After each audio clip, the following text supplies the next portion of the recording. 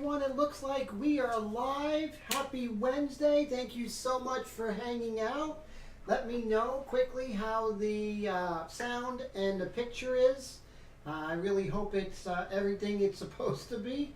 So let's see who we have here. Color graphics all the way from New Jersey. We have Brad Mummery from Manitoba, Canada.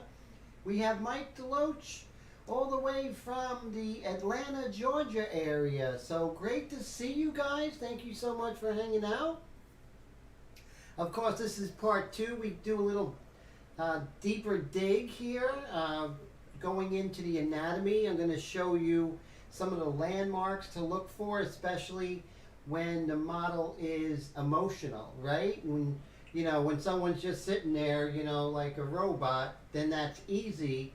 But when they're having emotion, then anatomy really plays a part. Facial anatomy.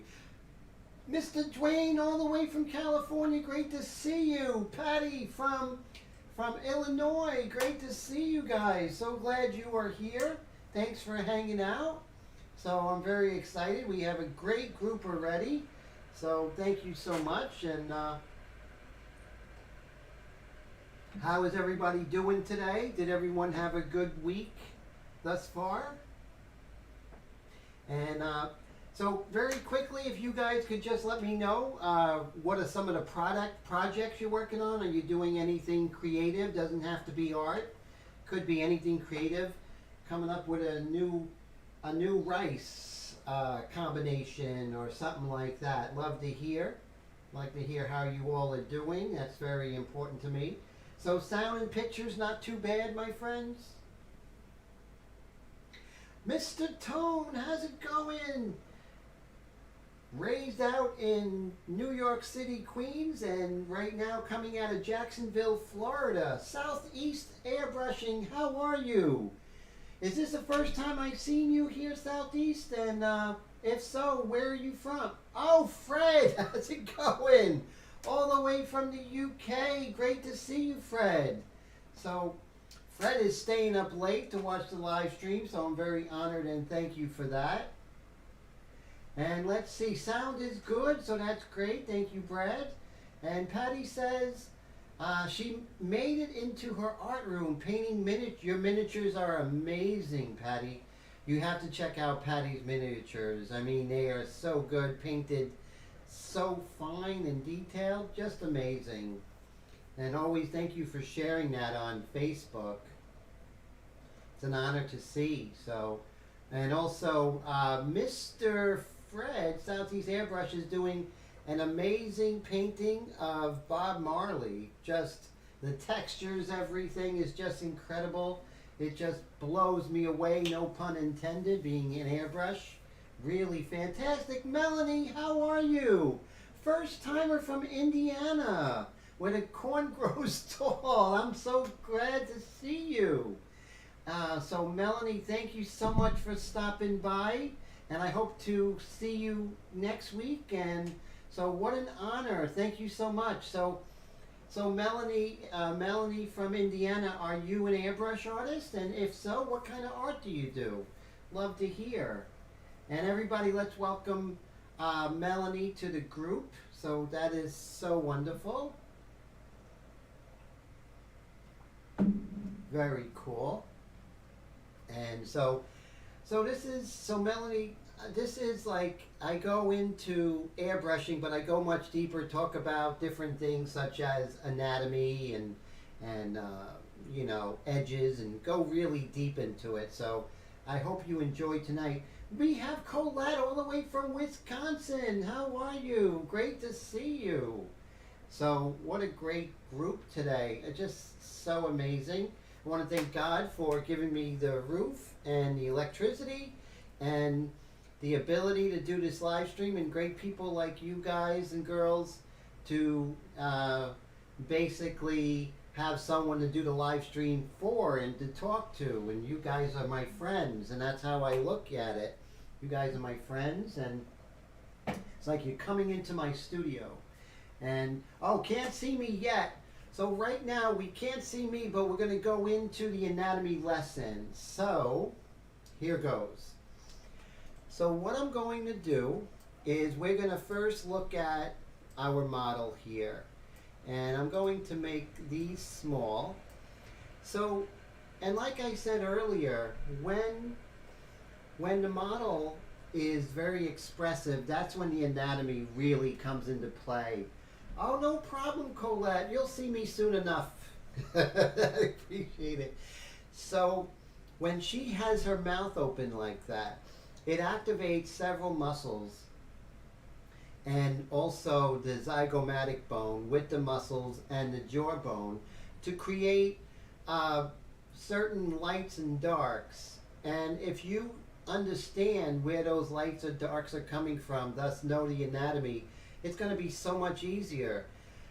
Because when you know anatomy, it's like going on a trip with a road map. That road map is going to basically help you to find landmarks to get to where you have to go.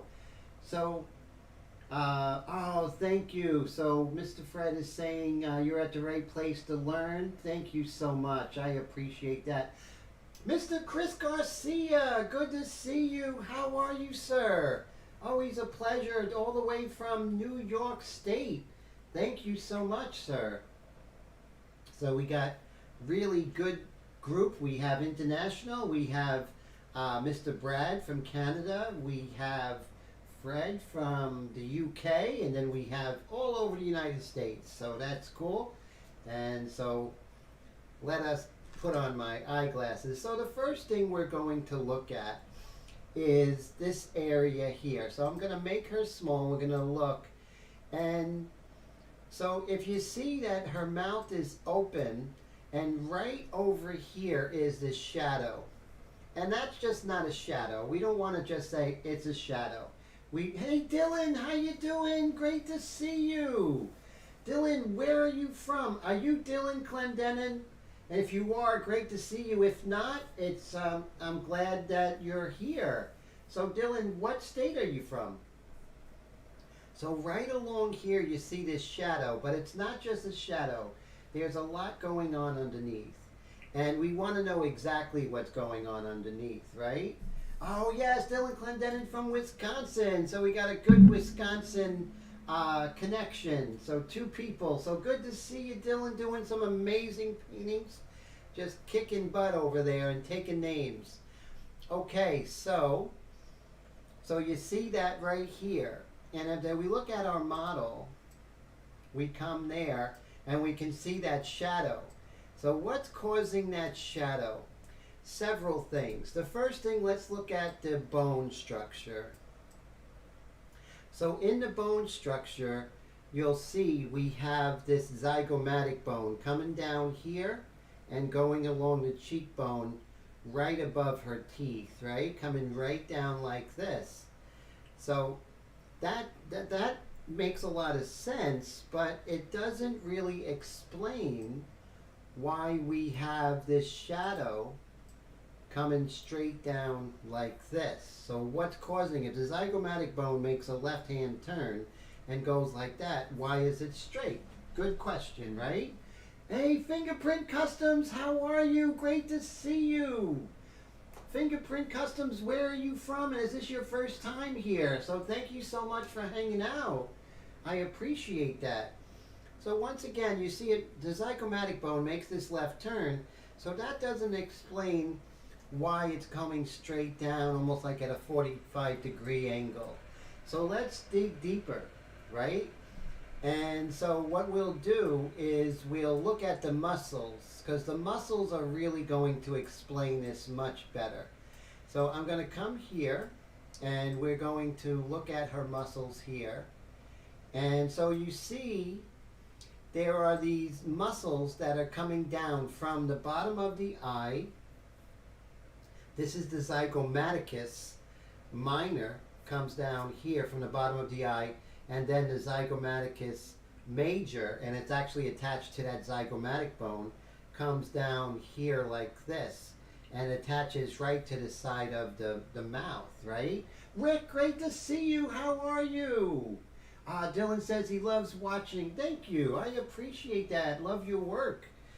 So the zygomaticus major and minor. The zygomaticus minor comes out of the eye, and goes right to the side of the mouth, above the mouth.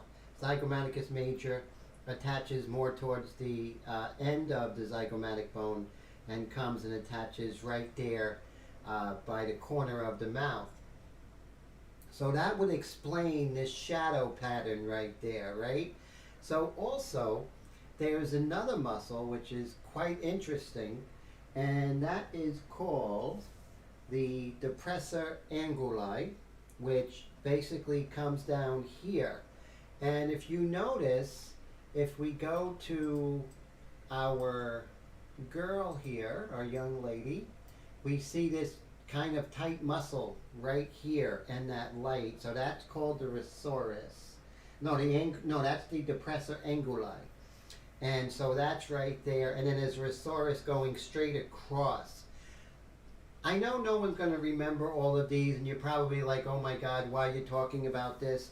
The reason is I want you to dig a little deeper when it comes to why things are a certain way.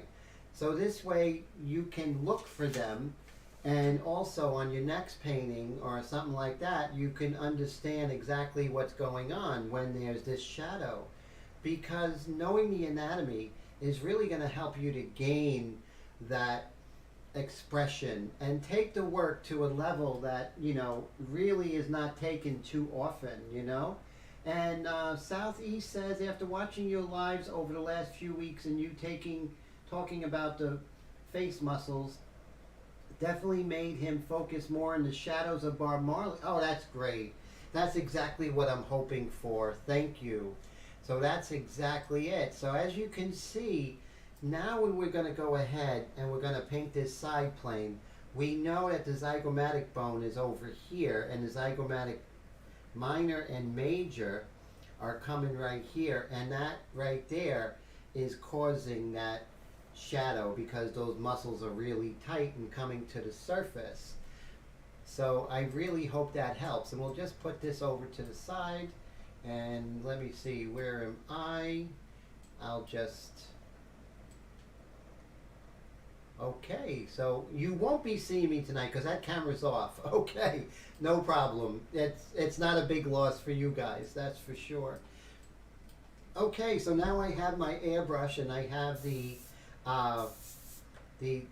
detail mixture. And the detail mixture, as you can see, is a very detailed dilution of India ink. And it's great to do in the beginning stages because it keeps you from going too dark. It's like a fail-safe. So too dark, too early, too bad, too sad, keep it light, it's going to come out right. So what I did was I put 4 drops of this detail mixture and 4 drops of white. No, not white, 4 drops of water. Oh my God, that would have been bad. And so now, let's go ahead and we're going to work on that right here, right? So you see, as we're coming down, we know that there's this shadow here, and that shadow is caused by those muscles coming really tight from the zygomaticus major right here, right? That zygomaticus major. And if I want it lighter, I increase my distance, right? And then we have the zygomaticus minor, which is coming over here, and we just see it ever so lightly. And this is how we're going to gain that expression, everybody. This is how we're going to do it. We want to take it to that next level, right? We all know how to paint and we all know how to do it, but if we can take that to the next level, that is like added, you know, added power to our artwork, you know? So it's like another tool in our, another weapon in our arsenal. Tone says, seeing your stuff has made him wanting to be a full-time artist again. Oh man, thank you, my friend. That means a lot. Are you talking about my stuff, or are you talking about Mr. Fred? Either way, it's cool, you know? So I think you might be talking about Fred's work, and that's cool. But you're a great artist there, Mr. Tone. Don't forget that. So whether you're doing it full-time or not doesn't change the fact that you are a true artist. So Just keep the faith. We can't always get to the easel. So just know that it doesn't change anything, you know? So I'm just going to continue to um, work on this, but I'm keeping it light. I got plenty of time to go darker, you know? Plenty of time to go darker. So you have a lighter value that's right next to it, making sure that we get those values. So Rick is from Canada. How you doing from Montreal? Always a pleasure, Mr. Rick. So I'm so glad you're here. Oh, both, but Fred is on a nice run. Definitely he is. Definitely. And, you know, he's doing amazing work. And that is just great. Great to see. And we'll just bring this over.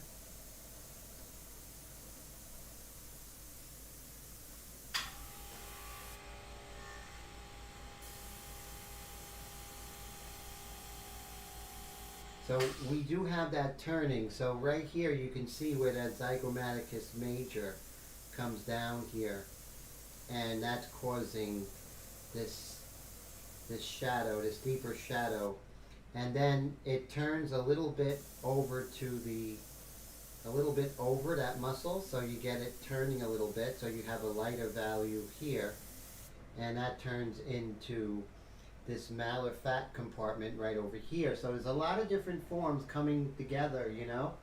And Melanie says, is there a limit on how many words you can use when posting comments? Wrote something out, but it's grayed out, maybe too wordy. You know, it might be. I heard weird things, Melanie, on that. Oh, Brad says 200. Oh, so, but please tell me what, even if you have to break it up into a couple of, I would really love to hear what you have to say, Melanie. And you can see by doing, and then remember over here we had that muscle called, I have it written down here, it is the depressor anguli, coming straight down from the corner, and that's what's causing this dark and kind of leaving this light here. So I'm going to bring that down so we can definitely see that depressor anguli. So, you know, when you're looking for a likeness, it's not so much the eyelashes or anything like that, but the anatomy. If we get that anatomy, then all of a sudden, we're going to have that reality. We're going to have, not only that, the humanity, right? What makes a human like us, you know? And so, 200 characters per post, wow. Okay, so on this side, we have the same thing, but right here is the cast shadow of her, this is the cast shadow of her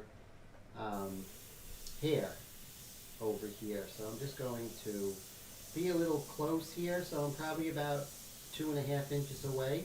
And I'm doing that 1 second rule, right? Those who know what the 1 second rule is, very important. You look for a second, you paint for a second. Not necessarily that interval. You can look for 3 seconds, then paint for 3 seconds. But never change that. Because if you're looking and then painting, your head's going to be in the game, and that's good. That's what you want. And so we have this the depressor anguli coming down here, and then right here we're going to do the cast shadow of the lip.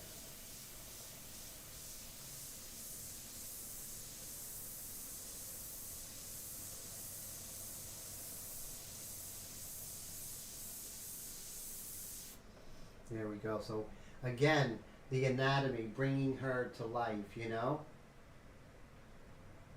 And very cool. So just doing that here. And then just doing that cast shadow a little bit right over here. Looking for a second, then painting for a second. It's not just a cast shadow. There's a lot going on there. So we want to make sure that we truly get everything we need here. So let's see if I go like this. Okay, so now I can see it a little bit better. There we go. great. And we're just doing this cash out. Everything is super, super light, right?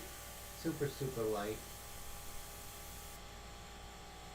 And let's see, I'll make this a little bit smaller so I can see my reference. All right, very cool.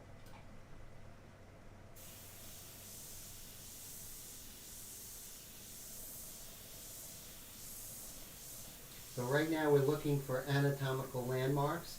I have a lot of pencil lines, but that's okay. They'll go away later. Pencil lines are like training wheels. You don't want to take the training wheels before the kid knows how to ride the bike. He's going to crash into a mailbox or something. So same thing here. You don't want to take off. You worked hard to get these lines in correctly, so you don't want to take them out prematurely, then you have to start over. So definitely keep your pencil lines as long as you can, you know. And Rick says, from Victoria, British Columbia, if you want me to move to Montreal, no, stay in Vancouver. When I come out there, I can visit you. I have friends in Vancouver, so I'm looking forward to that, I'll tell you. I'll come see you when I go see them. I hear beautiful things about Vancouver. I like Canadians. I think you guys have always been so cool. Such nice people. I like watching the CBC. You know, your little news things that you have, you know. So I'm out of paint, so I'm just going to come over here. I'm going to put 4 drops of the detail mixture and 4 drops of the 4 drops of water. I always make sure that when I reload the airbrush, I make sure my airbrush is lower than the table, and because this way it can't splash, and at least a couple of feet from the painting. Trust me, I speak out of bitter knowledge. 1, 2, 3, 4. So once I have the mixture, I don't just go ahead and paint. I take the back of a paintbrush. I know you guys have paintbrushes, and I just come over here and I just stir, stir, stir, and now I can test it out. You always want to test it out. You never know what will happen in between. And so I am looking for my test paper right over here. Perfecto. Make sure everything's working really well.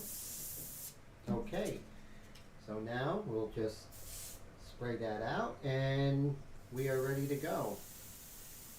So I'm not worried too much about freehand shields here. Everything's pretty much close in value, and the edges are pretty soft. And I'm just going to come up here and just start to get that expression. Her mouth open, she's surprised or angry or heard some juicy gossip, I don't know.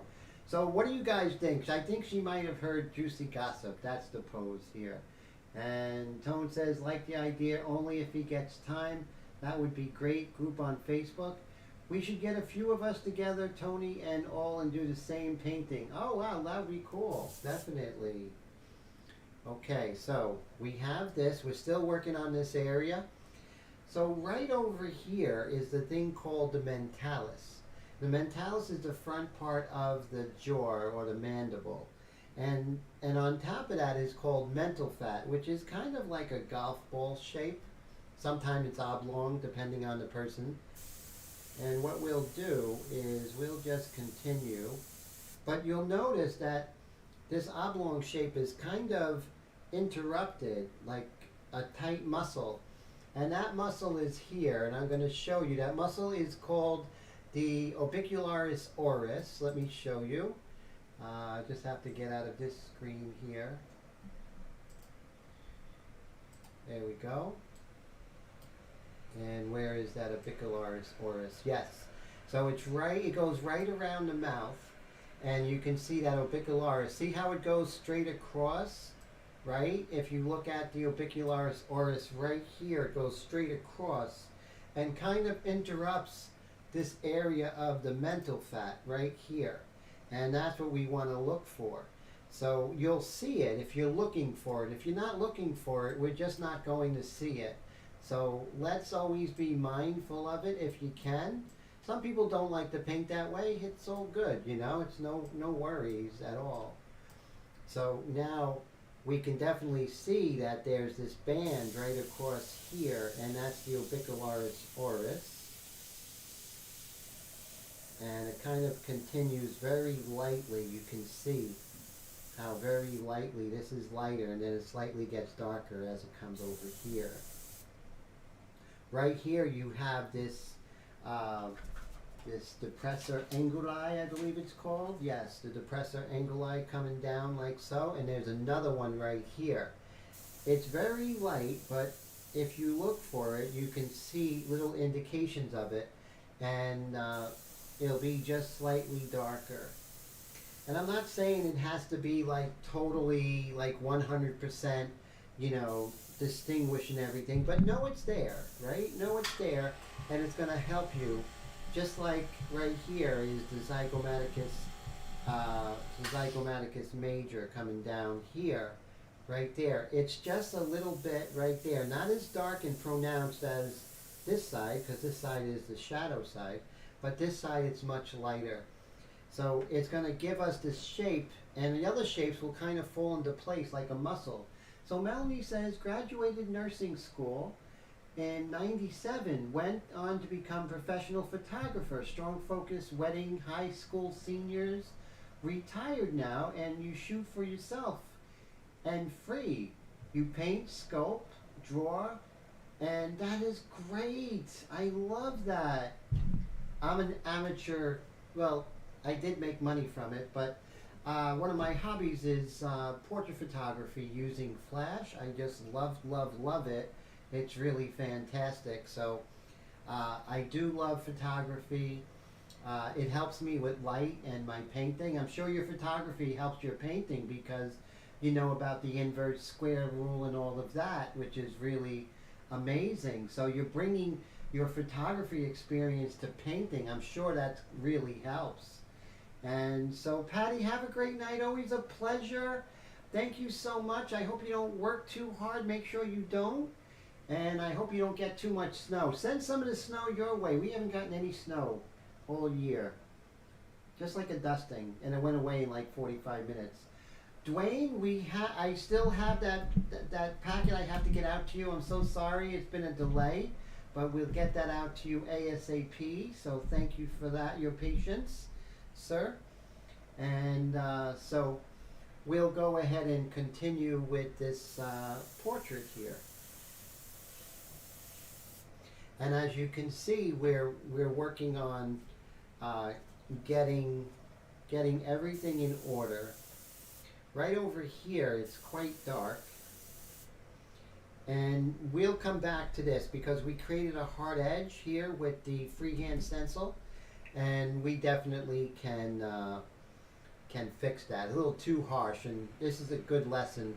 Will help us to actually go ahead and kind of get rid of hard edges that don't belong for whatever reason, you know. And let's see. So now we worked on that anatomy a little bit, so that's good. Let's go ahead and see if we could work on her eyes, and we'll start with the eye on camera left, and we'll start defining a little bit with the detail mixture. Let's see. There we go. And Dwayne says, all good, Tim, whenever is fine. You're so backed up with work right now, I really should be in the studio. Oh man, so that's good. That means money's coming in, my friend. God bless. I'm so glad that that fortune is doing well for you. So I love it when I hear artists are busy. You know, that makes me happy because it's no good when we're not busy. Melanie says, using various mediums, current obsession using alcohol markers, mixed medium. She recently purchased a kit, Airbrush kit, hoping to make art to the next level. Oh, you know, if you see, I do have, Melanie, just as a quick plug, I do have a Airbrush online course. It's right there, pinned on the top, is my online course. Let me see if I can put that here again. Yes. So I'm going to put that there again. There's the link. And it's a really great online course. It teaches you a lot, and just take it. And if it comes with my inks and everything, it's going to teach you control. It'll teach you a lot. It'll definitely take you from 0 to 40 a lot quicker, because it's going to teach you about, you know, what viscosity do you need for the airbrush to work properly, what air pressure, what distance, how to use the different tools, because the airbrush is great, but it's not good for everything. And so that is something to always know. A lot of people, when they're new, they try to do everything with the airbrush, but the professionals don't, you know? I like doing the 80-20 rule, which is 80% of the airbrush painting is done with the airbrush, and the other 20% is done with other things. You know, paintbrushes, crow quills, you name it. So as you can see, I'm just slowly darkening, even though everything's light. So the reason why we're working with everything light is because we don't want to go too dark too early. Staying light, we can definitely gradually get there. But another good thing is that we can start getting texture while we're getting darker, you know? Airbrush is the ultimate level, best medium. Very true, Dwayne. That is so true. And, oh, Brad says, Melly Tim is just teasing us with airbrush. His art is second to none. Thank you. I appreciate that. And Mr. Fred says, Melanie, if I can please give you one bit of advice, is massively in airbrushes to try Tim's inks. Thank you. I appreciate that. That's the best, you know, when those who are working with the inks love it, that is the best compliment. Thank you, Fred. Thank you, thank you. And as you can see, now I'm just going to just start working on her iris, but I'm not going too dark. I'm keeping it light, and I'm moving, right? Because if I stick in one area, it'll get too dark and it'll start to stain. And that's not what we want.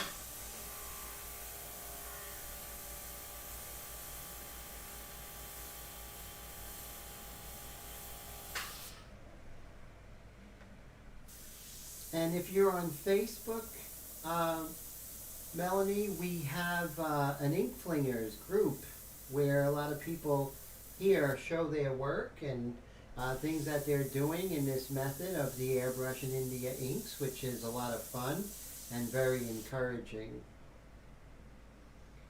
And oh yes, Brad says that airbrush wasn't designed for paint, and that's true. So, you know, inks works better. So, not that you can't go ahead and do paint, because you can. You just have to baby it a little bit more. But the airbrush is really gonna, the airbrush and the inks are really gonna help you to get a handle on it, because you're learning about proper viscosity, and it's already mixed. You just go ahead and put that right into the airbrush, and you just start painting. You don't have to worry about getting the right mixture and viscosity, you know. And Tone says he did a piece with colored ink and it was much faster than paint. Oh, cool. What brand was that, sir? That's so great. Got a nice conversation going today. So thank you, everybody, for joining in the conversation. I really appreciate that. Very inspiring. There's plenty of time to go darker. I'm with this light mixture, so I'm basically just worrying about texture and getting the edge work. That's all it's about right now. And if you notice, the white of the eyes is far from white. So we're going a little bit darker here, especially right here, this little thing right there. So I have the air, Melanie, down all the time, right? You want to keep that air down, pumping that trigger. And this way you have total control. I guess I'm a control freak. Only with the airbrush there, though, not in with people. Only with the airbrush.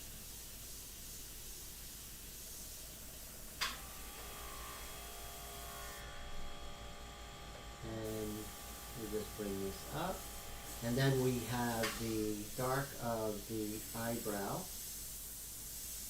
But we are in the detail mixture, so we're just going to indicate that very lightly, that eyebrow. And always make sure that your airbrush is tuned exactly the way you want it. There we go. There. Perfecto. Okay. And let us continue with this eye. You see I'm leaving a pencil line there? Plenty of time. You want to compress those values. You don't want the values too far from one another. So make sure you keep those values compressed. Really pay attention. Are those values far away or are they close? And make sure you keep that closeness, so that proximity of the values. Wendy, how are you? Great to see you. FW makes great inks. And Tone says the De La Rowney. Yeah, very cool. Great product, great company. Their paper is the color line paper I use. That's from Canson, which is owned by De La Rowney. De La Rowney bought them out. And now we're going to move. What we do with one eye, we're going to work on the other eye. But notice we're keeping everything super light. Light is right in the beginning. As light as you want to go, you're going to go lighter. Trust me. And you see these values are close together. So I'm going to keep this whole idea of these compressed values, right? So remember, value ranges is from 1 to 8, 1 being white, black being number 8.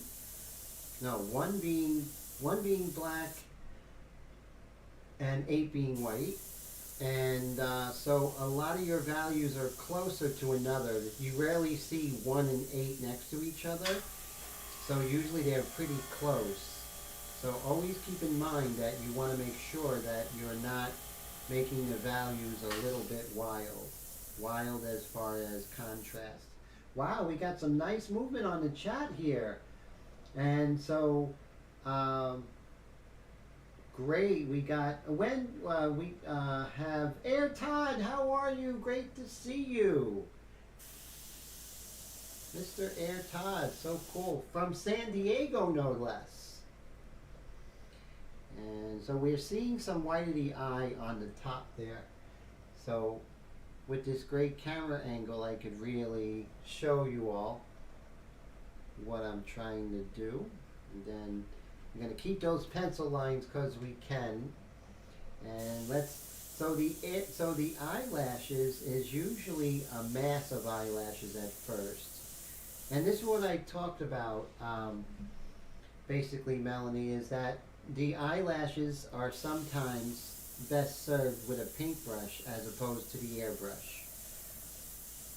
So keep that in mind. You don't have to try and get it with the airbrush, because most of your professionals will use the paintbrush, okay? So definitely, if it looks too hard with the paintbrush, chances are there's a better way to do it. There are no rules here, except for the 1 second rule. That's it, you know. Oh, so Wendy says, glad to see estrogen amongst all the testosterone. Yes, glad to see the ladies here. Thank you, ladies, for coming and hanging out and talking about airbrush and art and everything. I appreciate yous very much. Very lightly, I'm just going to indicate the eyebrow there. And then right here, we have this beautiful pencil line that's going to help us describe this eyeball here. Remember, the eyeball is not white, although they do say the white of the eyeball. And so we want that eye to turn both from left to right and up and down, right? But right here, it's kind of a little bit of a cast shadow of the eyelid and the eyelashes, making this part of the white of the eye a little bit darker. And then we'll come right over here. Now, this is only the detail mixture. This is going to be much more defined as we go, but this is just, so what we're doing, two things. We're starting to define the shapes, And we're also starting to work on texture. So we're doing two things. And notice I'm pumping that trigger, have the air down all the time, and I am doing little baby dagger strokes. That should be a song, Baby Dagger Strokes, as opposed to Baby Shark. And right here we have, this is darker, the edge of the lower eyelid will just indicate that.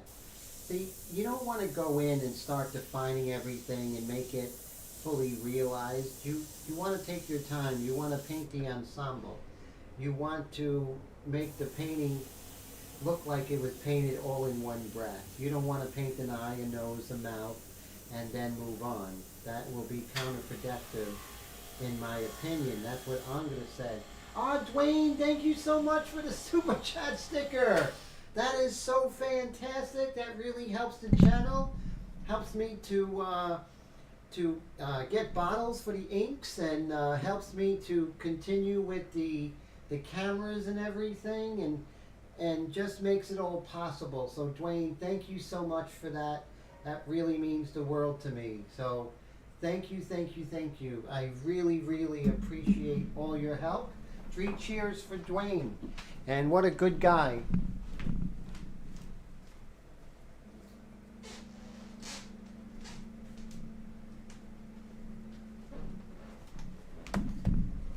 Let's see.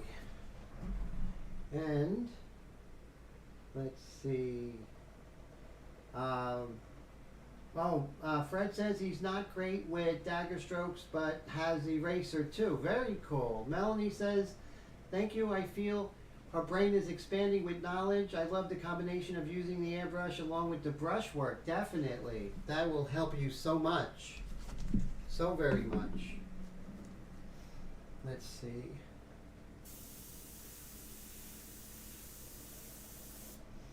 And we're just going to continue working on this eye here. There. So we want that to be coming out a little bit. And just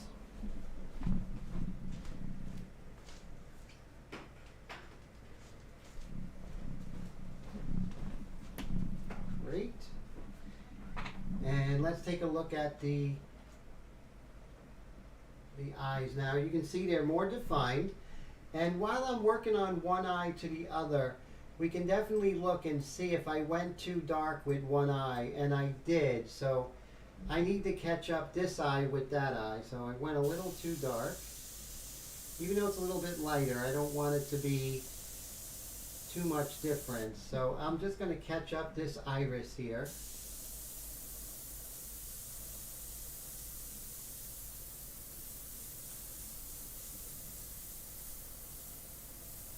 Mr. Brad, thank you so much for the Super Chat sticker. That is so cool. So Brad is an amazing artist. He's been a student of mine for going on 4 years, so 3 years and 1 month. And he's just an amazing artist. Thank you so much for taking the time. And the Super Chat really helps.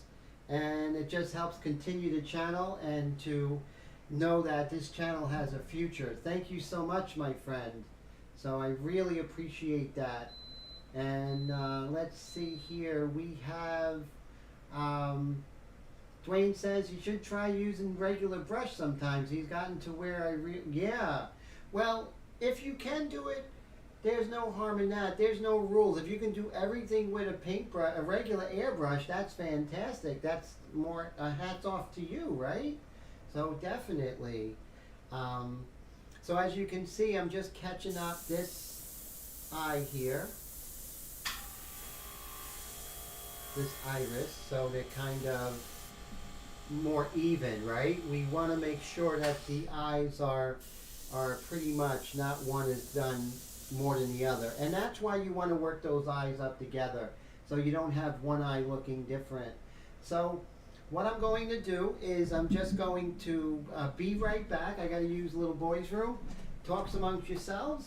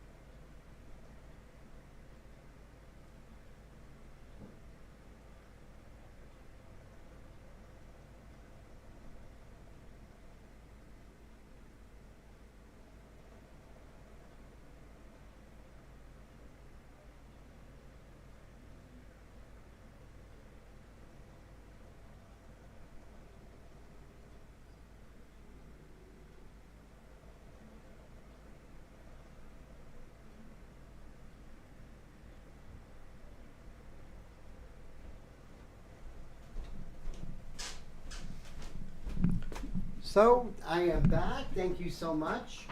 And so you see there's a lot of freehand work going on right now because we went ahead and did the custom freehand shields before, custom stencils.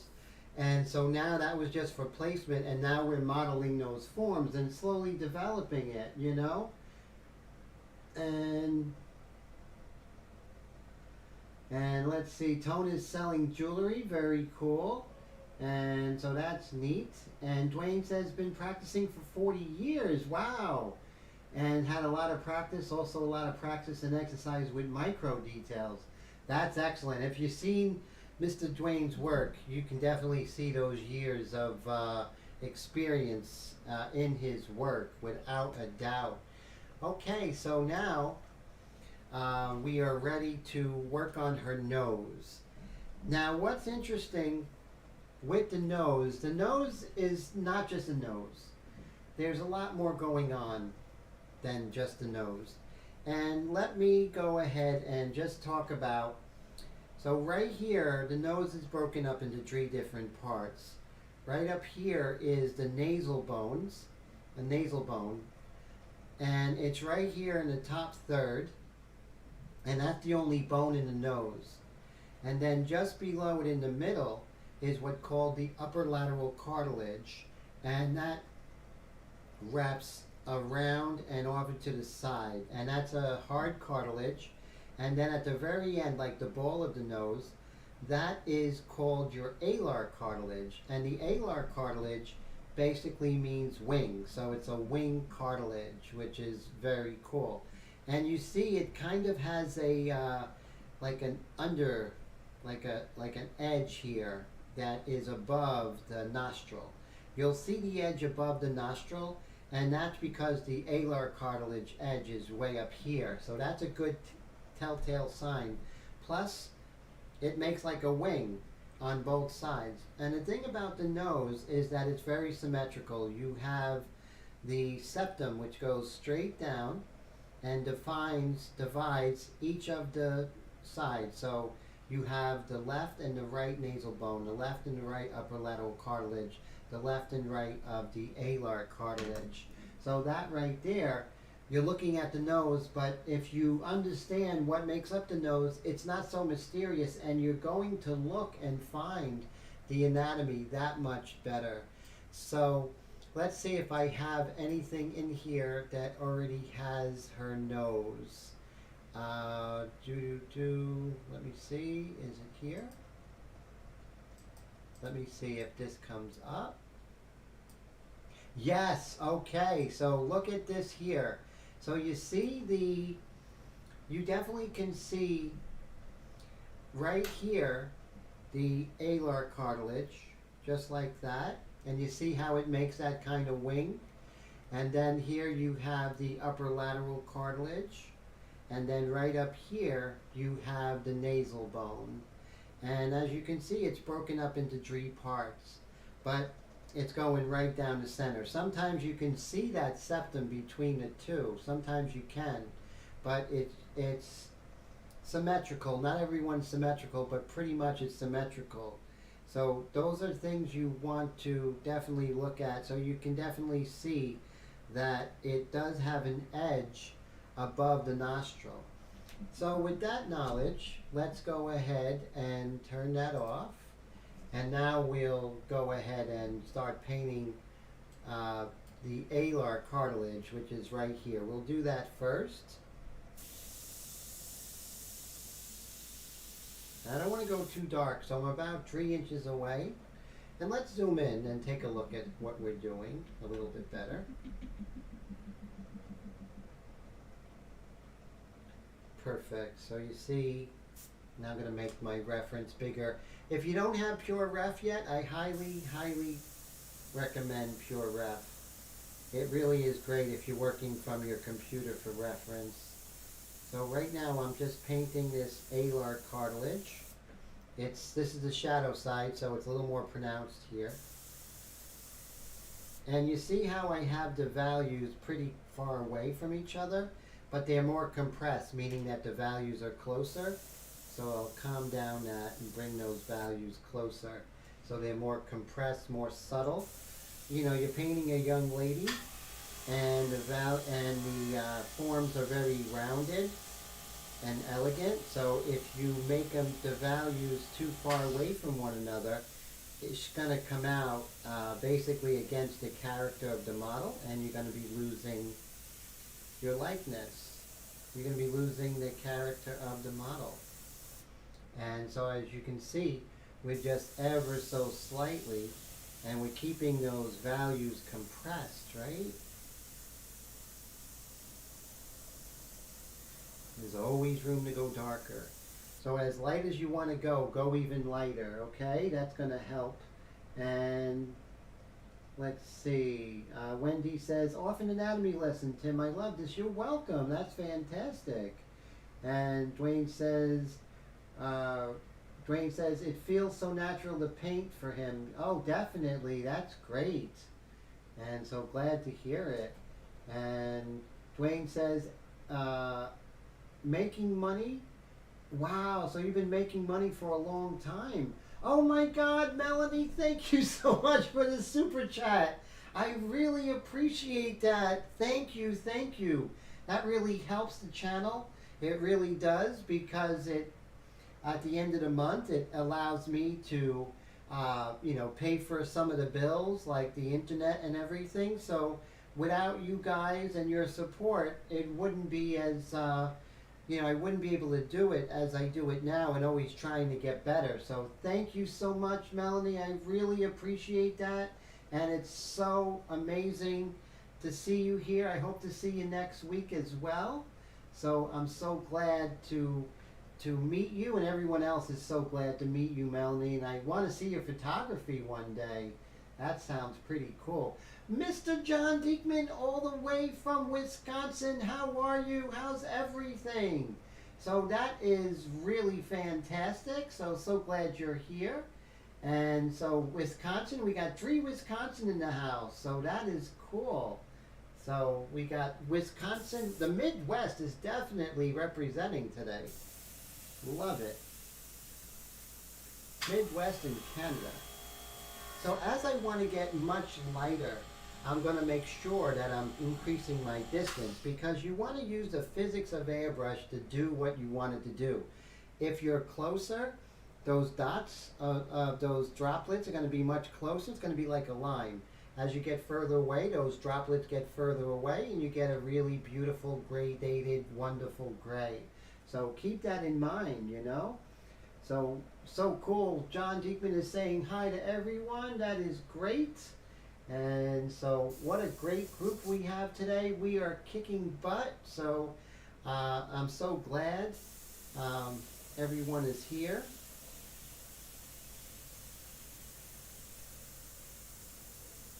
There we go. And so we do have the nostril all the way on the camera right. Let's see how we handle that. So we do have a pencil line that's kind of giving us a clue. We're going to keep that pencil line there, because you know what? There are training wheels. We'll decide when we absolutely have to get rid of that pencil line towards the end. And now I'm just going to follow the little clue. Now it's a nice hard edge, so let's use our freehand shield to get that hard edge on the side of the nostril here. And we can be very, very deliberate and take our time until we hit that exactly where we want it to be. So right here, we're going to hit this side, perpendicular and not parallel. Right? And then we're going to do this side right here. Now we want to make sure we're perpendicular, not parallel. We go parallel, we'll go further than we want to. So if we go parallel, we can just ever so lightly kiss that, and then we have that edge right there. See that beautiful edge we were able to get?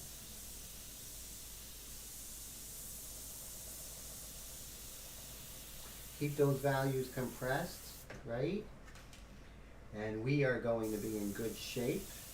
Just going to darken right over here a little bit. Very soft edge, guys. Very soft edge.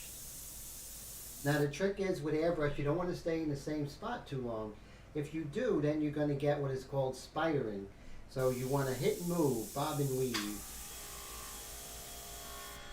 And then you see how we worked on this alar cartilage right there. So when we zoom back out, we definitely can see now we worked on that alar cartilage. It's a little darker than I want it to be, but that's why erasers were invented.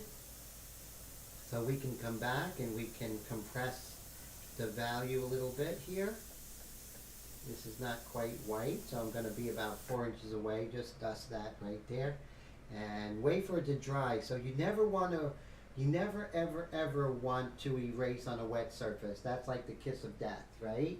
So you don't want to do that. And so always make sure we don't erase on wet paper, because you actually damage the paper and you'll spend the rest of the painting trying to compensate for the damaged paper. Okay, so now we're moving down the center line of her nose here. So right here you can see where the nasal bone kind of stops right here, because we're looking for it.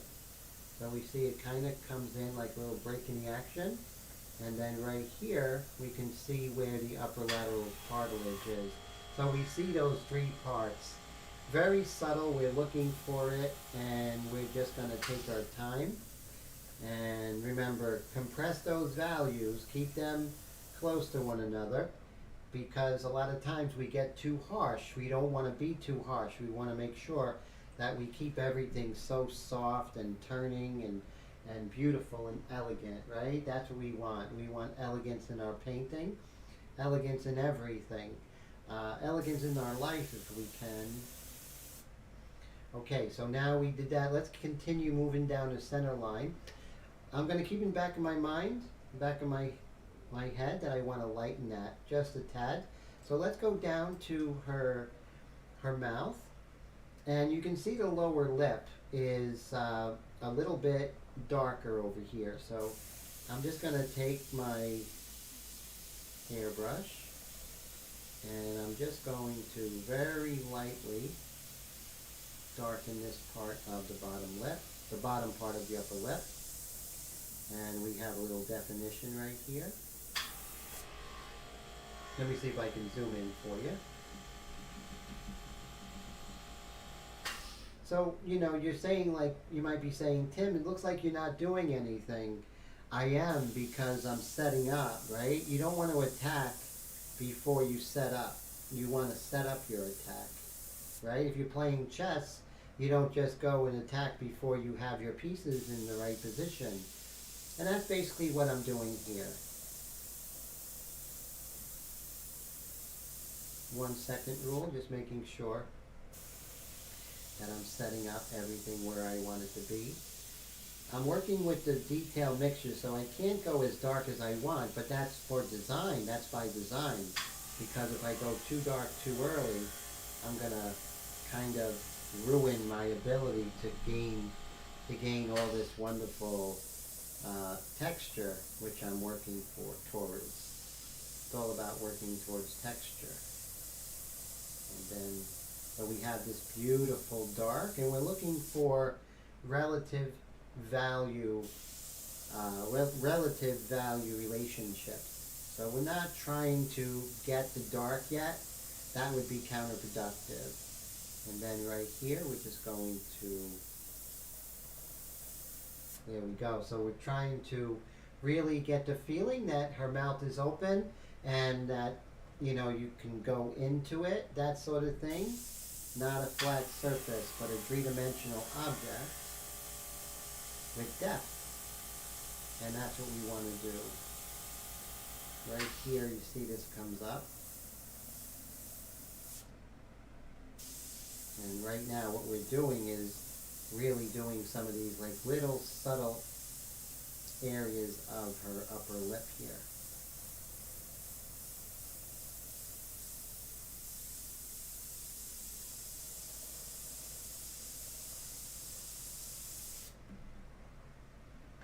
You might say, Tim, that pencil line is annoying. It may be, but we may need it for a little while longer, so I'm not going to get rid of it. But that means I would have to draw it out again. I don't want to do that. If at all possible, right?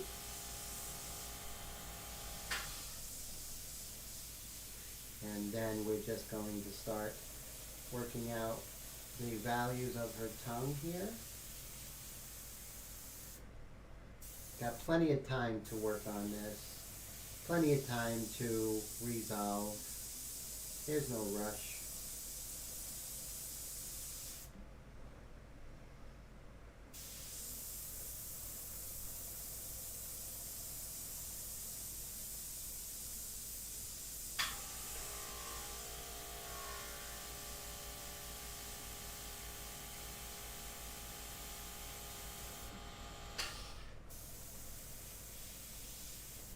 Okay, and so now we have her lips here, her bottom lip, and we can see that this area is super light, and then it just starts to get a little darker right here. Wendy says, you are fast, Tim. I still be on the eyes. Oh, thank you. And I am too fast sometimes. Fred, have a great night. Thanks for hanging out. I really appreciate it. I don't see you. When did you say, where are you? Oh, Fred, have a great night. Thanks so much. Take care, and I really appreciate the art you're doing and hanging out. Thank you so much. And let's see. Dwayne says, he watches while he cleans and tunes his airbrush for the week. Oh, so cool. And then you end up missing parts of the chat. That's cool. And thank you always for hanging out. I really appreciate that. And so thank you so much. And all right, so we're going to continue working on her lower lip here. And let's look at this shadow here, the cast shadow. So notice I'm moving down the center line of her face. And I'm just really just working on just very, very large shapes, getting a gist of the large shape. Not getting too detailed yet. Got plenty of time for that.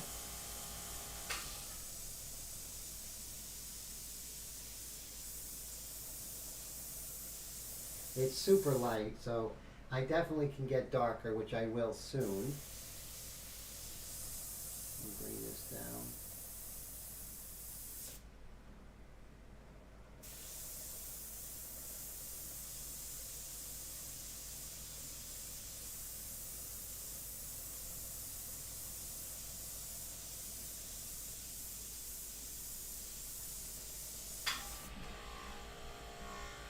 Same thing right here.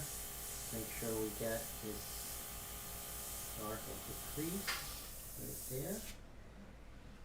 Alright, so I don't want to stick around too long here, but I just want to get a sense of the three-dimensional qualities of her tongue here inside her mouth.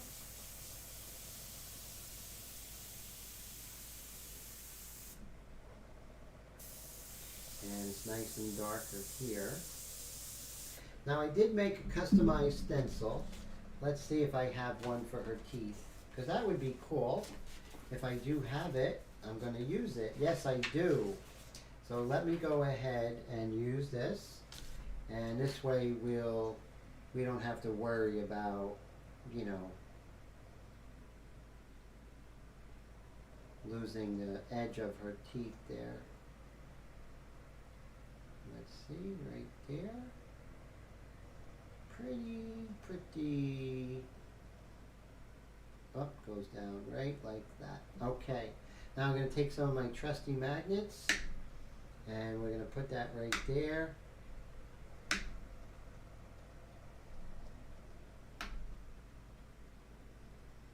Okay. So now I have her teeth covered, and now I can be a little more forceful. And let me put a magnet right there, so this way I'm not getting underspray. And I can be a little more forceful underneath her teeth here. And you'll see it really makes a lot of sense. But I want to get too wet, so I'll just hit and remove, right? And just bring this down a little bit. Okay, that's all I really want to do. And then I'll move this out. I just wanted to maintain that dark. That was very important to me. That is very important to me. And as you can see, now I have those teeth still very much defined. Doesn't mean I'm going to keep them at that value. I can always dust them, right? Because it's a little light, so I can compress those value relationships and bring that down like that. And now when we zoom out, now you can see her mouth is getting more. Again, you can see that for some reason this eye here just needs to catch up just a little bit with the eye on the other side. Remember, you're painting a person, but you're also designing a painting, right? So you don't want the design to be bad. So you're working on a design as well as working on a painting. And I think I can go darker with this iris. That's probably will kind of get me closer. Okay, see how I'm working down and things are starting to come together? And let's see. Melanie says, I had an okay day. Now I'm here having a great... Oh, thank you, Melanie. I'm so glad you're here. That is so wild. So it's so amazing when people come and we find you, you find us, and we just hang out every Wednesday night. It's just a lot of fun. And just learn and talk about art, and it's just great. It really is. It's not one of those big groups where, you know, it's a nice small group. People hang out, it's fun. I wanted to talk about here when there's too hard of an edge caused by the freehand shield. So let's see right here. If we look right by the eye on camera right, there is this really hard edge, and it's a lot harder than I have in my painting. So if I make this over here, come like this, we definitely can see I went much too hard over here. Let me show you my little trick. We're going to zoom in on this area, and it's nice and dry, so I wouldn't dream of doing this when it's wet. I still have in back of my mind of right here where I'm going to lighten. That should be dry, but let's handle this one first, this side. So we're going to look at that edge, and you can see how super hard edge that is. A little too much, right? So we're going to take our aggressive eraser, and we're going to do little circular motions right on the edge. And remember, you only want to put as much pressure as you need. So you won't know that unless you start out very light. Notice I'm not getting rid of this pencil line. I'm just doing little circular motions right on the border between that dark and the light there. See, I'm going right there on that edge, doing that little circular motion. What I'm doing is getting rid of that hard edge. And I'm setting up for what I'm going to do next. So I'm using just enough pressure, and you see I'm getting rid of that hard edge. In Airbrush, when an edge is created, it's really difficult to get rid of it, but this I found is a very easy, fun way to get rid of that edge. And let's move this over. This magnet's in my way, and we'll just continue right here like this. Just obliterate this edge. I'm looking at my reference, right? The 1 second rule. So I'm looking for a second, and then I'm erasing for a second. And so as I'm doing this, I'm obliterating this edge and setting up for how I'm going to handle that edge the way I want to.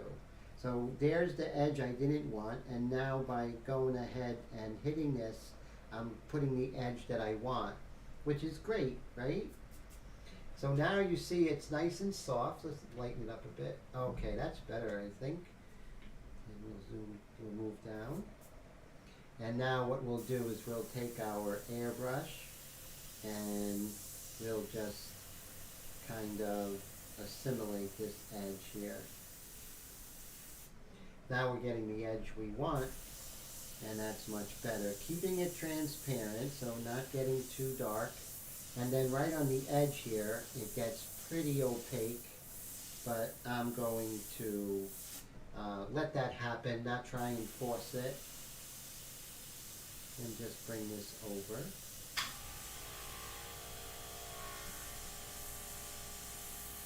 There we go. And so, and then right here we have a nice dark here, so we'll see if we can create this. And we'll zoom out and you see how we actually fix that edge. Now it's a nice soft edge that we can work with. It's not perfect yet, but that we have the whole painting to make it perfect. But that hard edge would have been really hard for us to combat, right? So we definitely had to look into that and make sure we fixed it. So this lower eyelid here, there's just a little bit of a shadow here.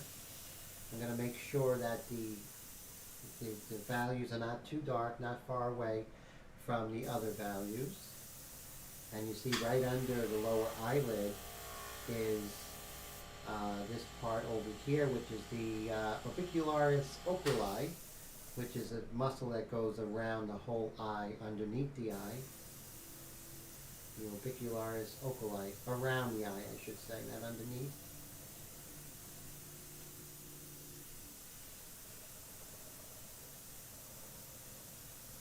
And then it's picked up right here by the malar fat. And then you can't see it on her too much because it's but there's something called the nasolabial fold. She's kind of like, you know, opening her mouth and everything, and her jaw's coming down, so you don't see the nasolabial fold, but it's there. So that's something to look into. And let's see.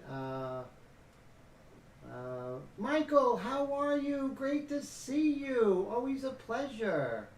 So Wendy says, kind of looks like she's a vampire if you look at the That's funny.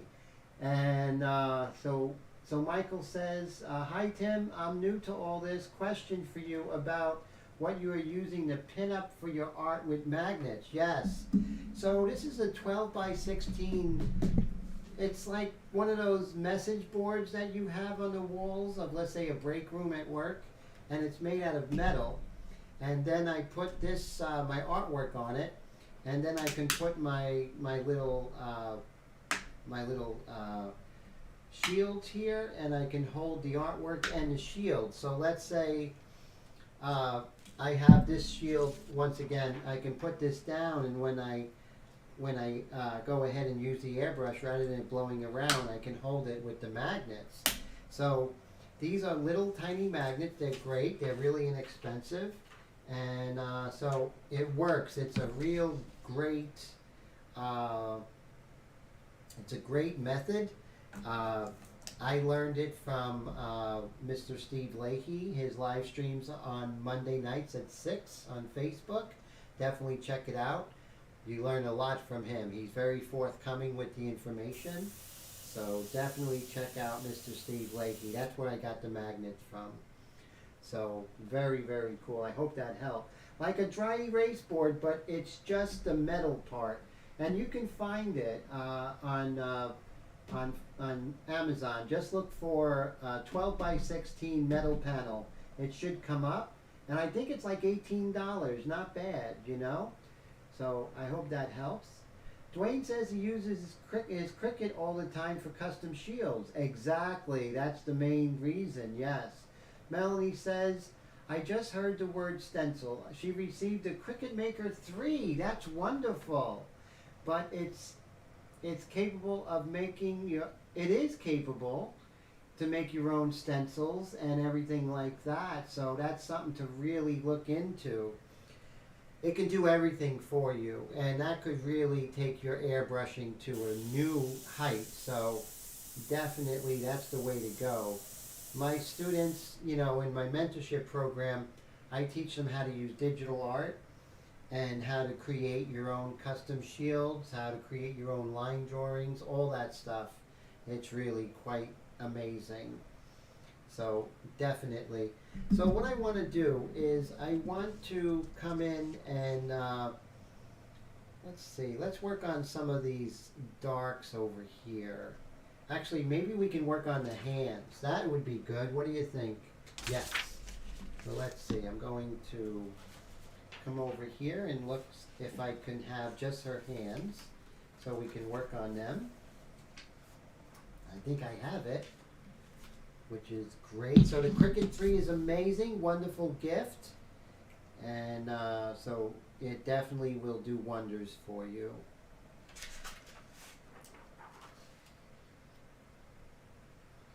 Let's see.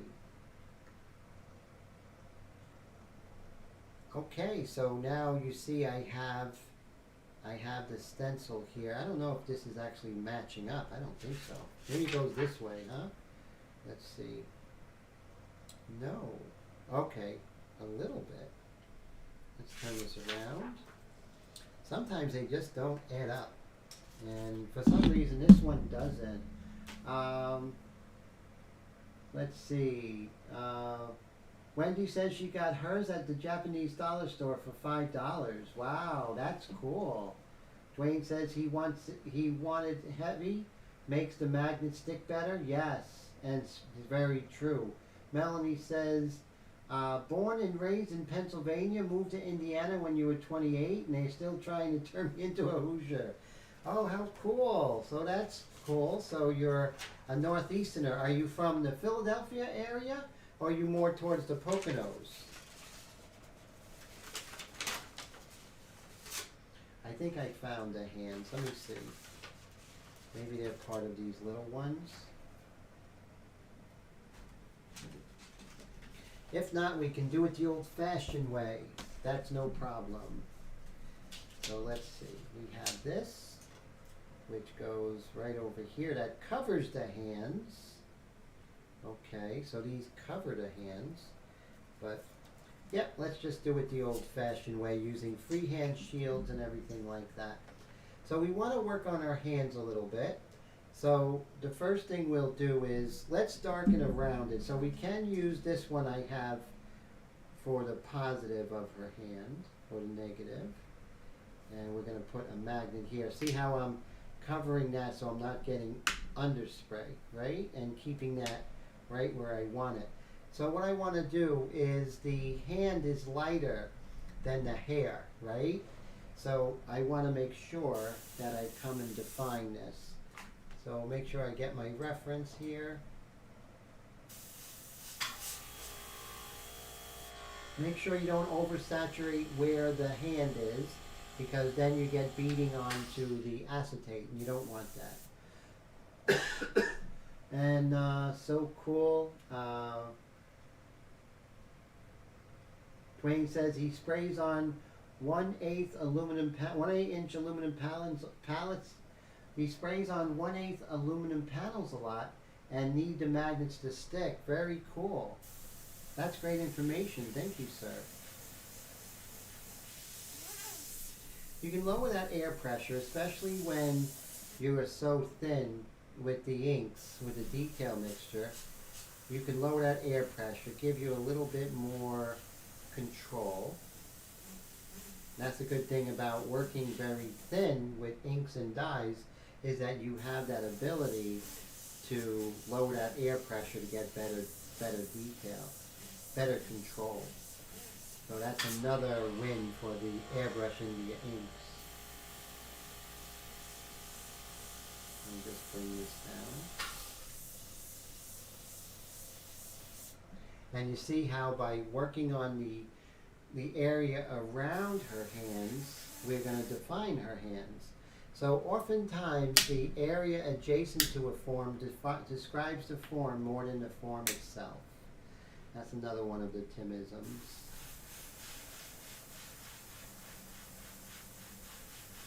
So it's much darker on this side of the hand.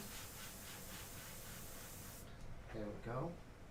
Same thing right here. I'm going to put a magnet here so we don't have any underspray. And okay, keep that right there. Alright. Just like that. And then right here we have a light area and then a dark area, right like so. And just keep that going. And so that's going to define that finger. You know, we want to define that finger the best we can. And then right here we have this edge by her palm. It's much darker, and we're going to hit that. And perfect. And yes, definitely. If you get a chance, you can always email me at paintedglyphs@gmail.com if you want to learn more about what I use and everything like that, as far as the acetate and everything, to help you make your own stencils. So I definitely could help you with that, okay? I like to answer questions and help new airbrush artists really, get to that level that, you're having fun and you're growing. That's so important to me. It really is super, super important to me. So just email me, and I'll have your email address, and I could, help answer any questions as you're going, especially with your Cricut, okay?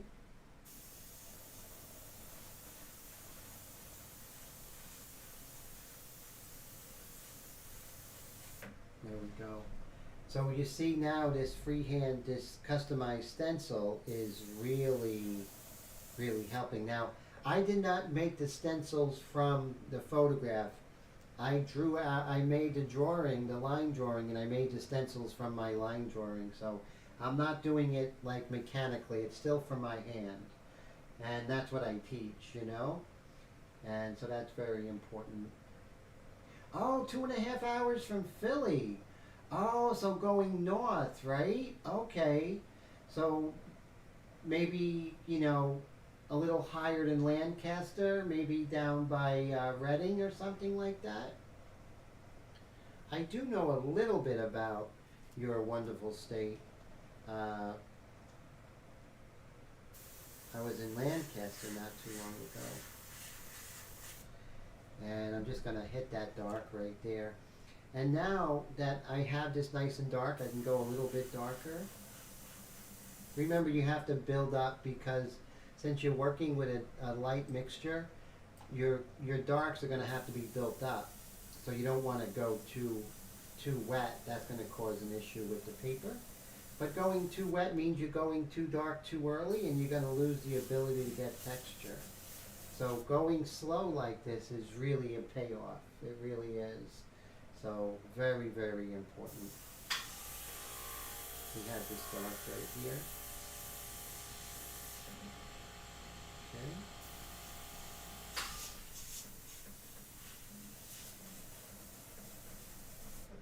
Great, and we'll work on this edge of the finger here. Remember, that adjacent shape's going to define that shape more than the shape itself. You're like, Tim, you say it over and over again. Definitely. So you hear my voice in your head when you're painting, and keep you from making those mistakes. Keep you honest. That's what a good teacher does. Keeps you honest. Okay, so let's move this finger shield away so we can see how working on those adjacent shapes is going to define that finger and the palm of the hand there.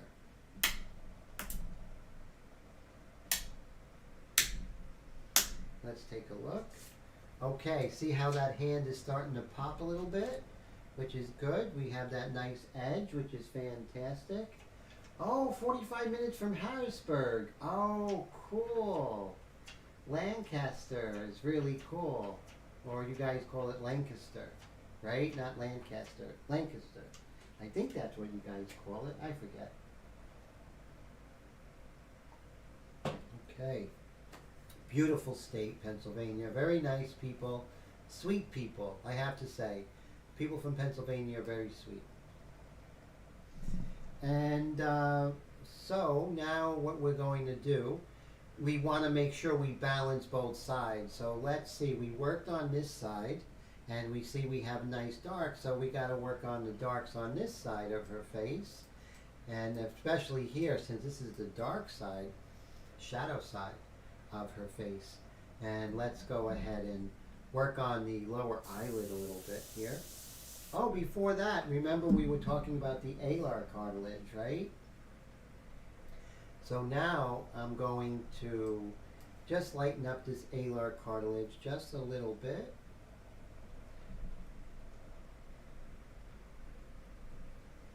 the shadow is not as harsh as I have it.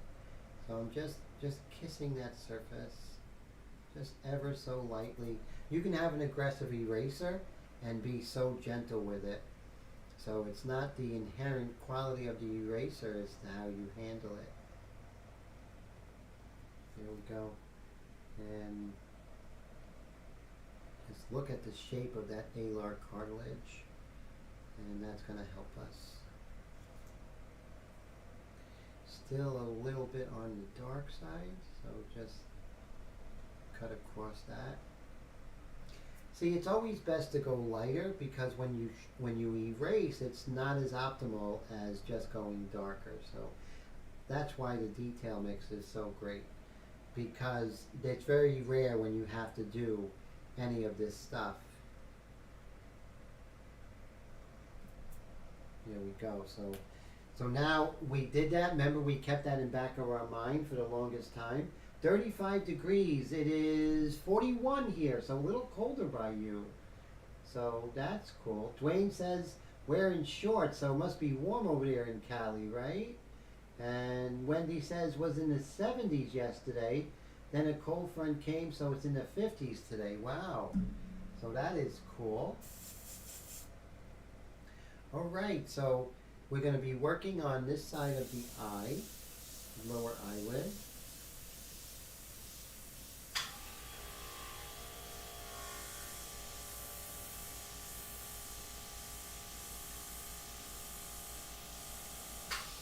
Here we go.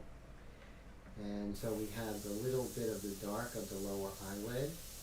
And as that lower eyelid kind of moves right adjacent to the orbicularis oculi, which is right here, ever so super light. You can hardly see it, but it's there.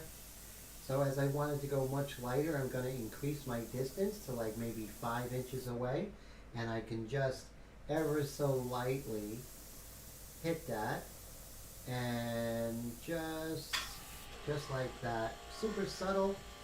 Also, you can see on the shadow side, you know, talk about compressed values. You see how the upper eyelid is much lighter and much more contrasty.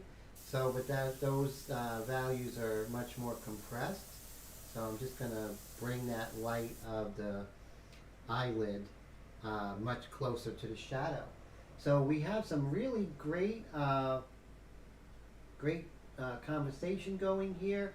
So right here, Mr. John Diekman says good night all. Thanks, John, for hanging out. Always a pleasure, my friend. Don't work too hard over there in Wisconsin. I hope to see you next week. Have a great weekend. And Michael Johnson says found a 12 by 18 steel sheet, yes, and magnets on Amazon. You are going to love it. It's going to change everything for you, Michael. And if you have any questions, you email me. You have my email. Tim, how do I use it? I got you covered, so don't you worry. But once you get the hang of this, you're going to be like, how did I live without these magnets, right? I'm telling you. It's just going to be like that. So let's go ahead. So when I came into the airbrush world in 2009, I've been in the art world for a very long time. I did 8 years of art school, and I was I still am a signature member of the Pastel Society of America. I had I must have about 60 to 70 awards, both national, international, and local. So I was pretty known in the art world. And then I decided to go into the airbrush world. And I said to myself, when I come into this airbrush world, I'm coming in not to keep it the way it is, but to change it. And one of the things that really struck me, especially in the forums, was a lot of people, they would buy the airbrush and the compressor, and they would be really super excited about it. And they would have these messages on Facebook that they're selling everything. And a lot of people would ask them, they wouldn't ask them. They'll just say, okay, how much do you want for this? But then I would ask them and say, why are you selling that? That's such a cool airbrush and compressor. And they said, well, it's just not for me. I couldn't learn it. And that's when I decided, even though I wasn't, where I am now, right now, I said, when I get good at this, I'm going to help those who feel like they want to give up, or get to them before they do that and really enjoy the airbrush and have a lot of fun. And that's what I try to do with my students, is try and let them know that this is a lot of fun, and it takes time to get to know it and learn it, but know that it's not a secret potion that other artists have, airbrush artists. They just know about all these different things of distance and viscosity and air pressure, and you'll learn it too. You just have to practice it. And so I love that part, and that's what I really wanted to change, and that's why I do these live streams, because there's new airbrush artists. They might have a question and they could ask me, and that might change, their whole way of painting. It might be the one thing that keeps them painting and sends them off to like really great growth in their airbrush journey. So that's why I came into the airbrush world, to change things, not keep it the way it is. And that's when I started doing the inks, because a lot of times when you're starting out, you hear stuff like skim milk and half and all this other stuff, and viscosity, and you hear like 20 different ways of doing the air pressure.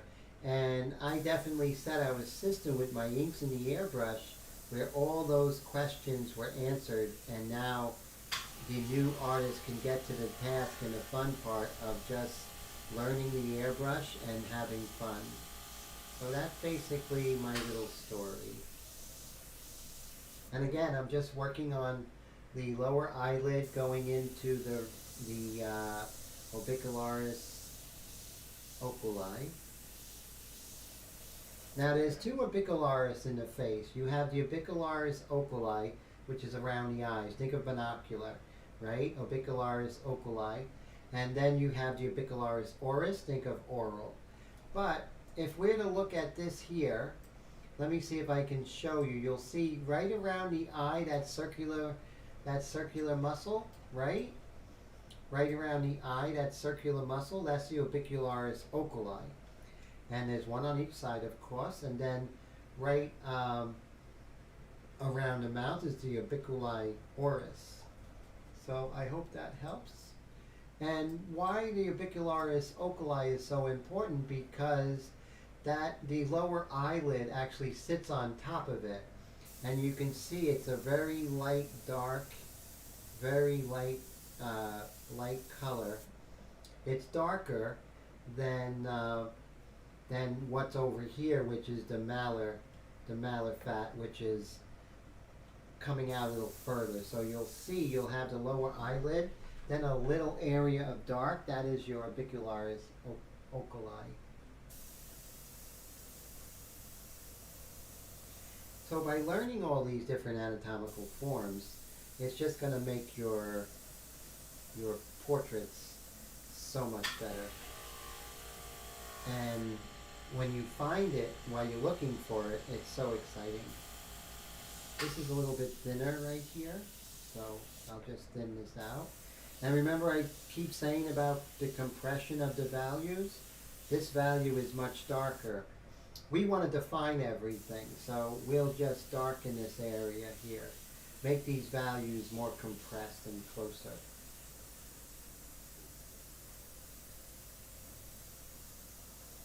There we go.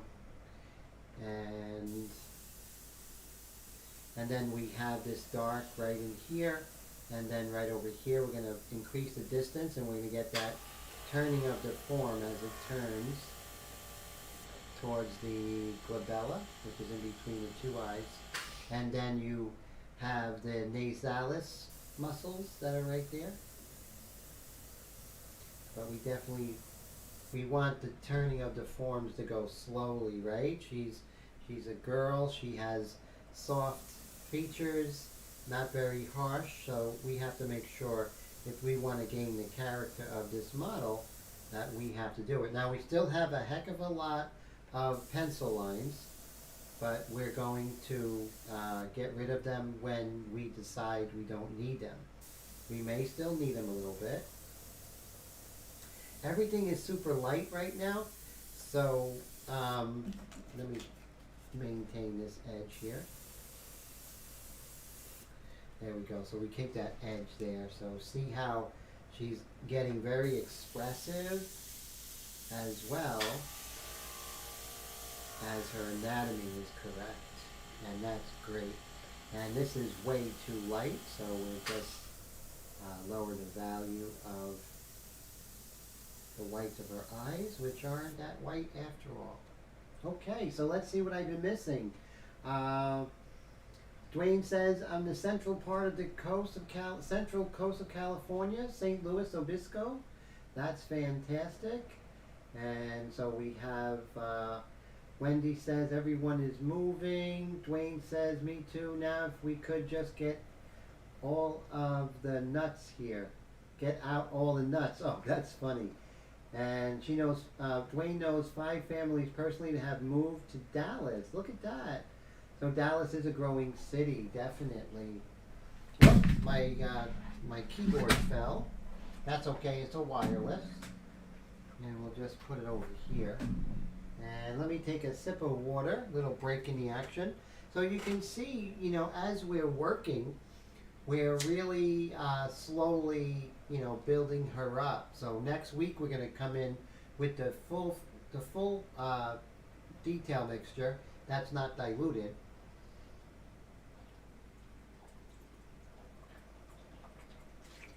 And we're going to start working on her hair, stuff like that. Let me see if I can get one of these. Notice I'm moving around a lot. I move around a lot when I'm painting, so that's normal. And I'm just going to, I want to define the chin. So we're going to put this here. This one. Right there. So I'm going to darken right underneath. We'll put these magnets. See how these magnets work, Michael? They just kind of hold there and keep, and I put them close to the edge to keep the underspray from happening. Overspray is terrible, underspray is terrible as well. So see, it's right here. And now I'm just going to, let me get my reference. You always want to make sure you don't paint without looking first, right?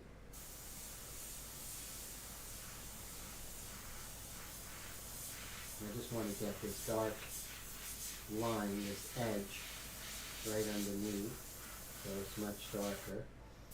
And then right here, we'll do this lighter value right here. You don't want to oversaturate. We want to be careful of that, right? Very important. And then we can use this for this edge around the hair, right? So let's see if we can do that right here. Okay, so we can lift this up. And, you know, we're going to go back, so it's not like, you know, we have to make it perfect right away. We don't have to do that. And let's see. And we'll remove that. I want to get a little bit darker on, so I want to make sure I maintain this value on the lower lip, this edge. So we're going to look and see how we can do that, okay? It's all about getting the right value combinations. We want to get those edges. Let's see, do we have that? So that is where the tongue is. We have this one right here. Doesn't look, oh, I think so. Nope, we're going to have to do that the old-fashioned way again.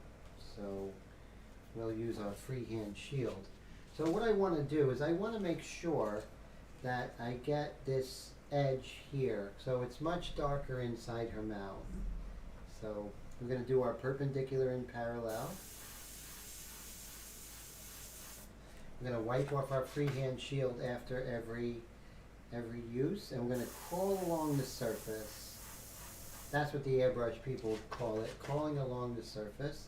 Notice I'm wiping my freehand shield after every spray. Why is that? Because you get ink on there, and when you move it, you're going to reposition ink. So always do that. Very crucial, very important. See how now there's like nice definition, and that lower lip is actually popping out. So I really, now you see it's really popping out. And as we get darker, that's going to pop out even more. So now while I'm here, I can maybe define this lower lip here. That's why I like moving around, because as I move around, guys, you can see that I'm seeing where values can get darker and everything like that by getting these relative values. What looks dark right away might get lighter as I darken another area.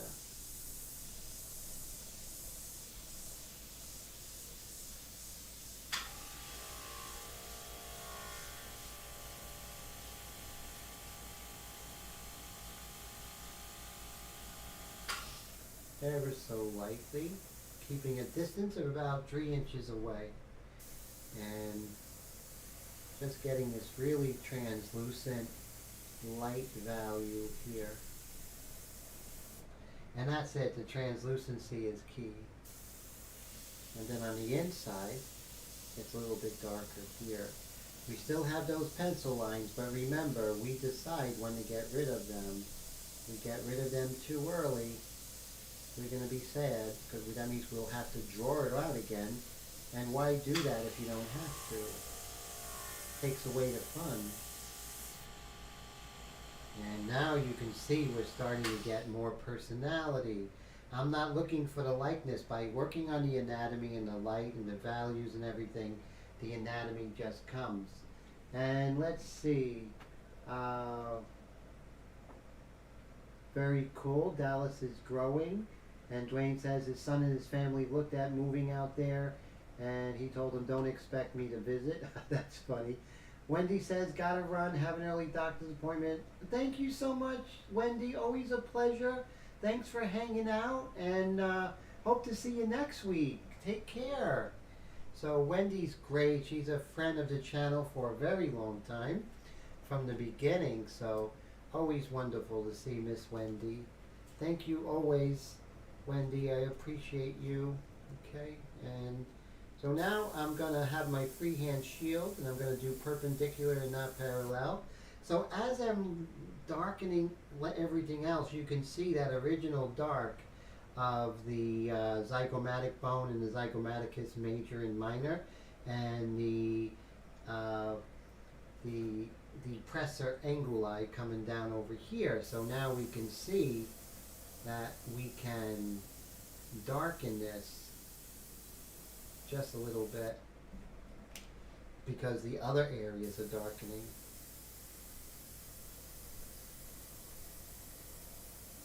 I'm just going to increase my distance as I go closer towards the depressor anguli over here.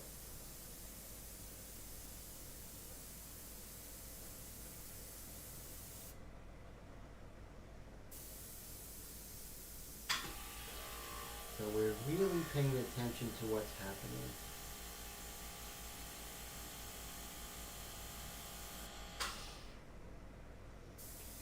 And you'd be surprised, these little changes will be that kind of, intangible about this painting is looking really interesting. I love it because it's those anatomical intangibles that are going to really take it to that next level of your artwork.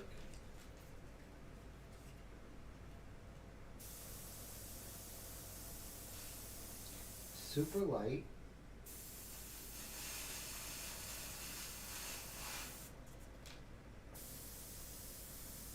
You can almost feel that zygomatic major coming down right there.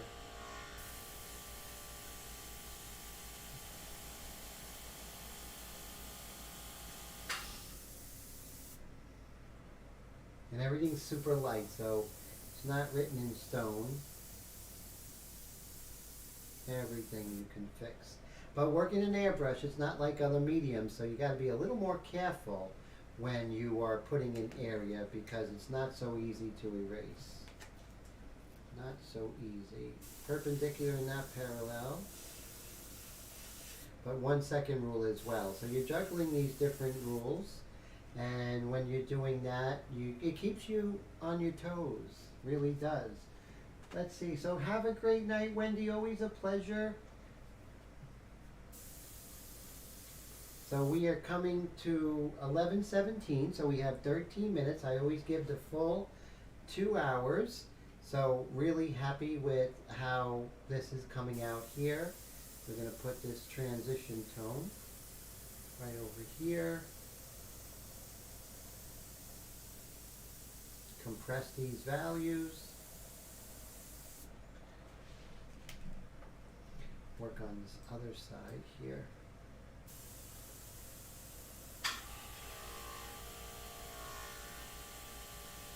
And where it gets darker, you just decrease or decrease your distance.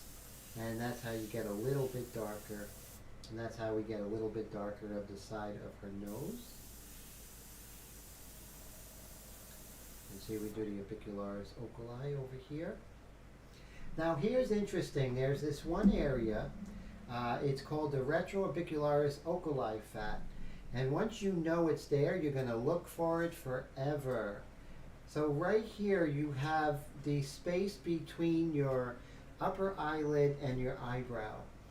And in here there's really no fat. It's really pretty thin in here. Pretty much goes right into your eye socket. But right here, there's this area called the retroorbicularis oculi fat. And it's on the outside. And it's in between the upper eyelid and the eyebrow. So you can see right here, there's this retroorbicularis oculi fat, because I'm looking for it. I can see it, I'm looking for it. So that's why anatomy is so important, because you have such an edge because you're looking for it.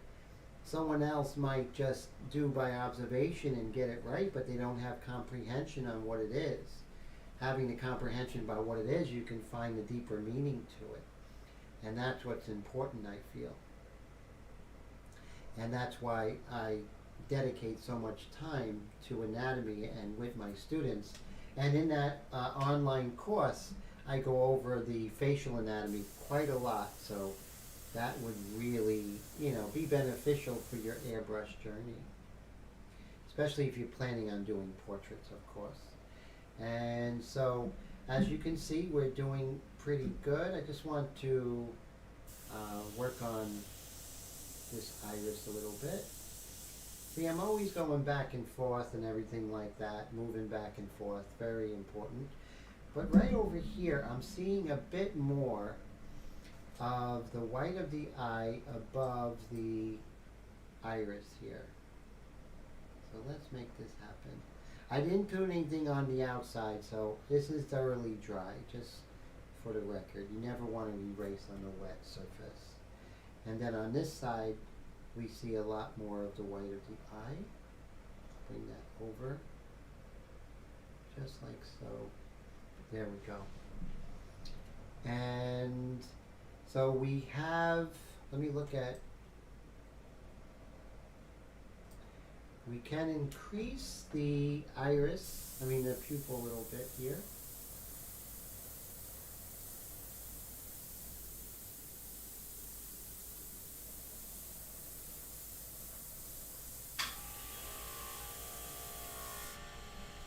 There we go. Just kind of even that out.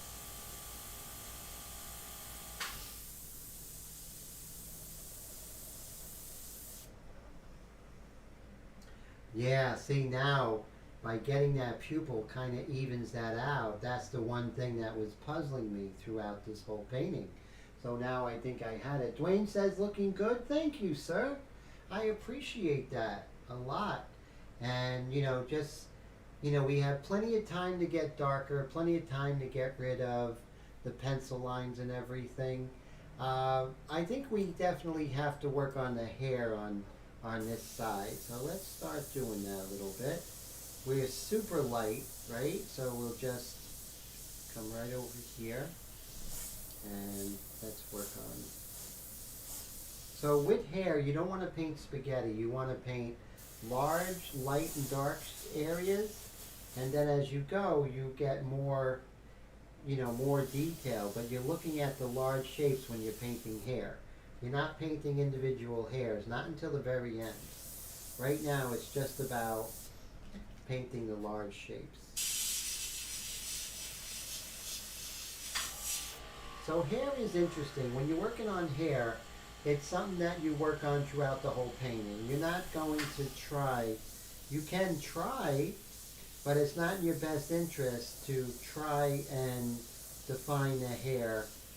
You're just going to work on that as you go. Just create that tonal framework and then just get more and more detailed as you go. But you want to paint the hair as groups of value in the very beginning and in the middle part, and only at the end do you start to paint individual hairs.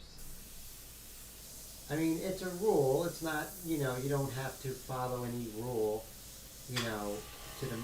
to the letter, but it's going to help you. And if it helps you, it's good to keep that in mind. Because hair can be overwhelming, right? That's the truth. It really can be overwhelming. And I'm just going to continue working on her beautiful hair here. Blonde hair is interesting. It can beat you up, so you want to be careful with it. You want to take your time, like I said, work on the large shapes.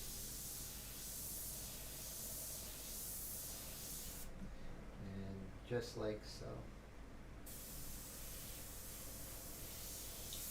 I like expressive portraits. It has more life. They have more life to them. So that's one of the reasons why I like doing more expressive portraits.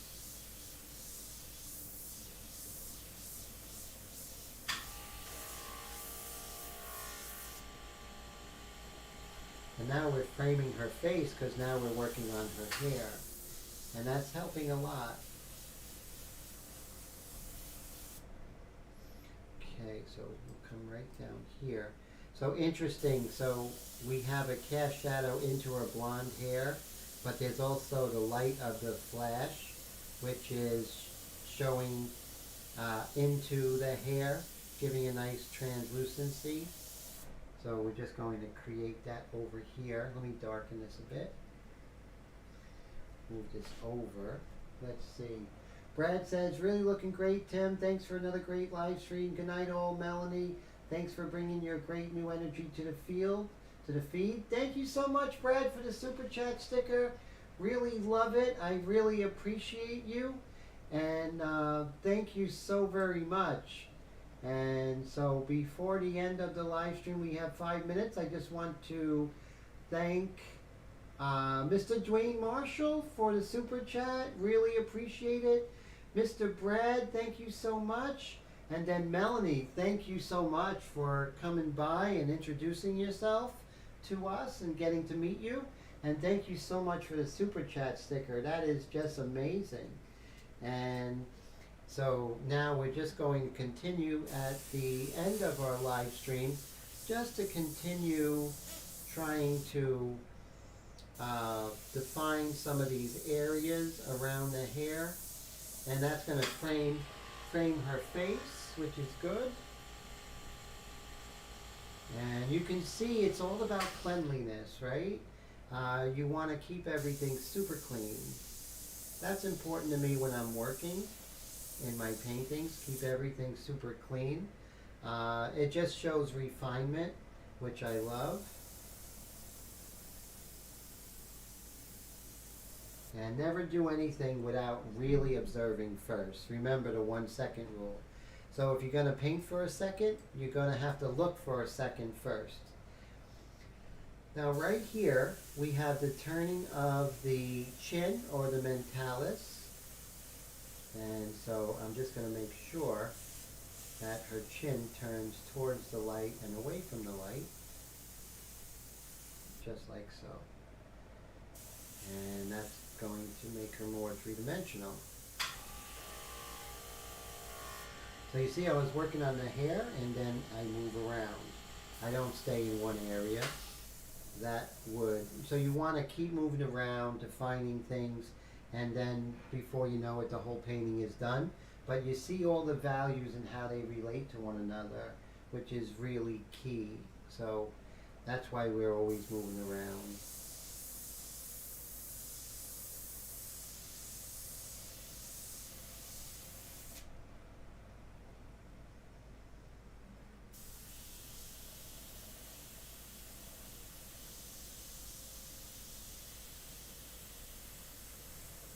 There we go.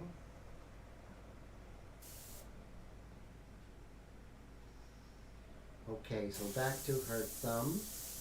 We're going to start working on some of the darks of her thumb here.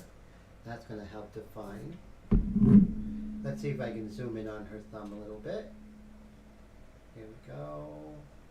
Down. Right there. Okay, now I can darken it. There we go. So there's the thumb, and there's the indication of where the darks are.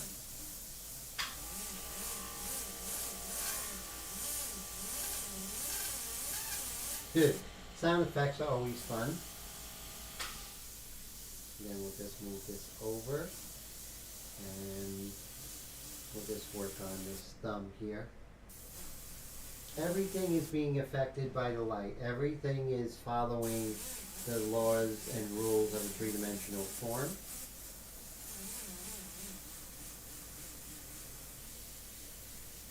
There we go. And just come over here. This is far from white, so we're just going to dust this. And if you want to dust and have a nice clean value and smooth gradations and blends, you want to increase your distance, okay? Okay, so, oh, Colette, have a great night. Thank you so much for hanging out. I really appreciate you. We have 1 minute left. All right, 1 minute. So thank you everybody for hanging out. I really appreciate everybody. So great to meet you, Melanie. And Fred was here from the UK. Appreciate that, staying up. And the super chat stickers, and everybody was real. Got to see Wendy. Thank you so much, everybody. So as you can see, we are at 11:29. Let me lighten this up just a tad so you can see how she's looking. She's coming slow. Mr. Todd, so glad you're here. So I'm glad you're spraying. I'd rather you paint and listen. So that's good. Painting's always good. Always a pleasure, Mr. Todd. Thank you for hanging out with me. And so I hope everyone has a great weekend. It's 11:30. So that means I turn into a pumpkin. Dwayne, thank you so much again for the super chat. You guys are all fantastic. Have a great weekend. And I really look forward to seeing everyone next Wednesday. Take care, everybody.